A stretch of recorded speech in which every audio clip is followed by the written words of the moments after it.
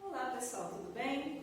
Hoje nós vamos trabalhar sobre a questão do texto, é uma aula do 6º ano, e nós vamos começar questionando o que vem a ser o texto. Nós costumamos trabalhar os textos ao longo dos anos, nas unidades temos vários textos, mas a gente não para se questionar o que é um texto. Bem, como nós já vimos ao longo desse ano, nós trabalhamos o que são as palavras, como elas são formadas, trabalhamos os tipos de frases, e os textos é um agrupamento de frases com alguma intenção específica. No livro de vocês, traz a definição do que é texto, que é uma atividade interacional comunicativa ligada a uma situação específica, ou seja, um contexto. Vamos analisar isso aí. O que é uma atividade interacional? É uma atividade que tem a intenção de promover a interação entre as pessoas que se comunicam, entre o emissor e o receptor. Ou seja, para você se comunicar, para você passar uma informação que seja um pouco maior do que uma frase, você tem que elaborar um texto. Ele pode ser escrito ou falado. Nós vamos hoje nos ater ao texto escrito. Quando ele é colocado em um contexto específico, ele tem uma função definida. O que é o contexto? Nós vimos isso aí nas aulas anteriores, que o contexto é a situação em que aquilo ocorre.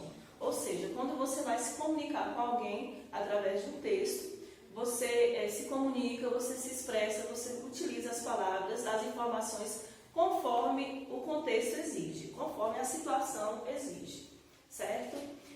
Das linguagens que nós trabalhamos, linguagem verbal, não verbal e mista, nós vamos trabalhar inicialmente o texto na linguagem verbal, ou seja, o texto escrito. No texto escrito, nós percebemos que eles são divididos por pedacinhos. Esses pedacinhos, esses grupos de frases, nós chamamos de parágrafos. O que vem a ser o parágrafo? O parágrafo é um bloco de ideias que estão relacionadas, sendo indicados por um recuo de imagem no início das frases. Como assim, professor, um bloco de ideias?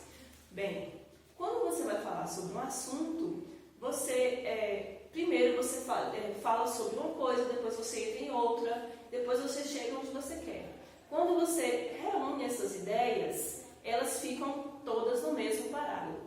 Quando você vai já abordar o assunto de outra forma, ou você vai já entrar em outra questão, você inicia um novo parágrafo. Por isso que nós chamamos de bloco de ideias. Dessa forma você vai saber como é que o parágrafo começa e quando termina. Quando você, digamos assim, muda o assunto ou muda o foco do assunto. Como é que eu vou saber que começou ou finalizou o parágrafo? Ele é marcado visivelmente. Como ele é marcado? Por um recuo no início das margens de da nova frase de cada novo parágrafo. Como é que eu faço, professora, para saber o tamanho desse recuo?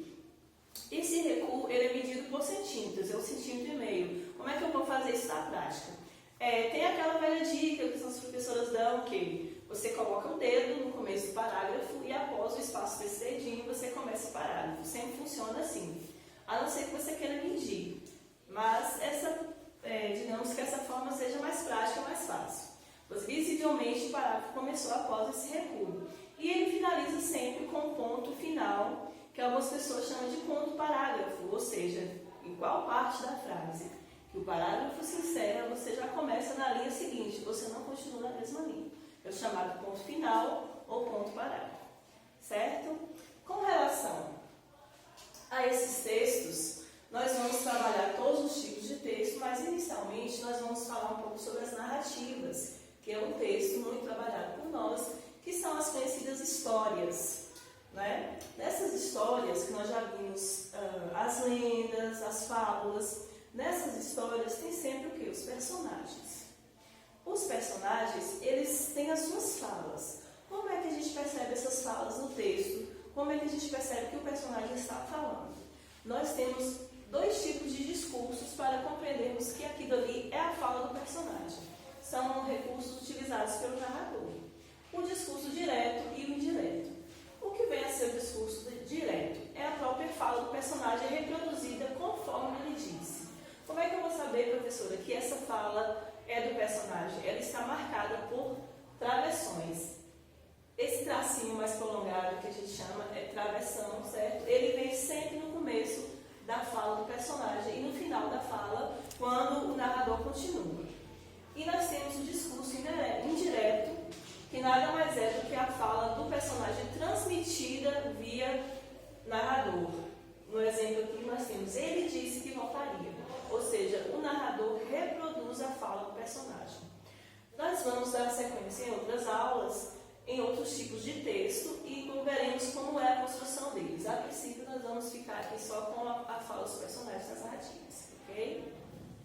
Bem, pessoal, esse conteúdo que nós vimos agora, que nós iniciamos agora, ele está disponível no livro didático de vocês, no livro de língua portuguesa, nas páginas que irá na apostila, indicando quais as páginas que tem o conteúdo e a atividade a ser feita. Essa atividade vocês vão fazer e caso tenha alguma dúvida em alguma questão, eu vou estar disponível para tirar as dúvidas online com vocês. Além dessa atividade no livro, sobre esse conteúdo, o texto, eu enviei também uma atividade extra, que vai estar no e-mail da turma, vocês vão receber as informações como entrar, como acessar. E também com relação a essa atividade que eu enviei, que é a interpretação textual, nós vamos trabalhar aqui na prática essa questão das falas dos personagens. Vocês também vão responder a atividade e eu vou estar dando esse suporte online aí, caso tenha algumas dúvidas. E na próxima aula a gente vai fazer a correção dessas atividades, ok? Então tá, por hoje é só, nos vemos na próxima aula.